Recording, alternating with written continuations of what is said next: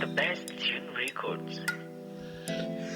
Mbanirizaako mu episode yaffe ey'15 abajjukira episode yaffe ey'14 Tom ne Namutebi bali bakyali mu kwerera ne wabaawo akonkona era episode yaffe ey'15 etandise bw'eti.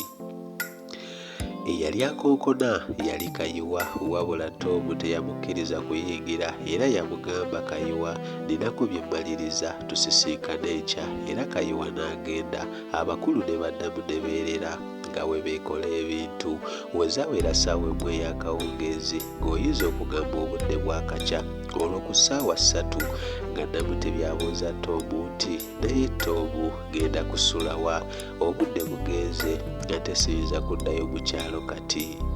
Tom n'amugamba naawe naamwe wano ndiwozeka ogenda kusula. Namutebi naye kati bakama abo we batusanga wano bagamba otya?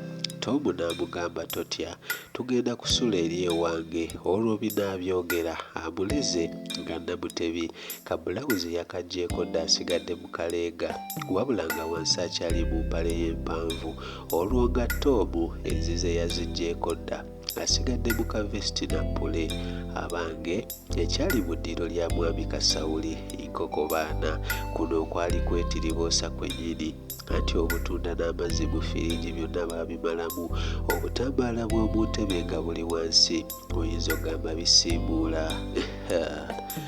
Tom yakyekola.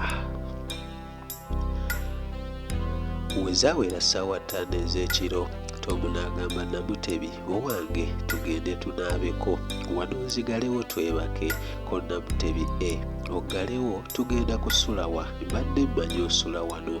Tom n'amugamba nedda mukwano nsula wali ku boys quarter tetuyinza kusula mu nju ey'abakama bange.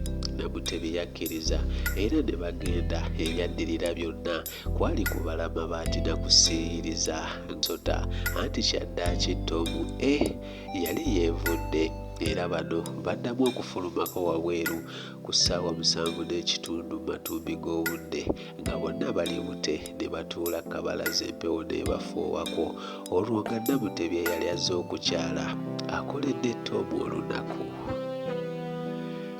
Munnange obudde bwakya bulungi era ssaawa 3 ez'okumakya nga Namutebi ne Tom bakyali mu buliri.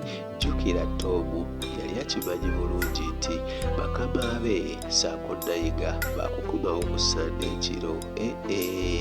Teyalina kyakweraliikirira eby'omulimu oyinza okugamba ye bboosi anti nga takola bano nga bakyekola. Era ddala Namutebi yakyala naye ne bamukyala ate munnange baabo ku kitanda baabo ku semiiti baabo ku kisenge. Bano babeera bakyetiriboosa basolobeza basiiriza ne bawulira engombe y'emmotoka ku ggeeti.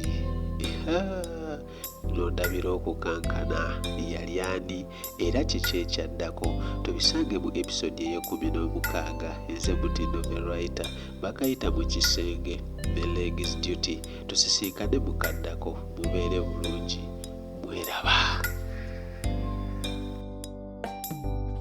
Mutindo the writer.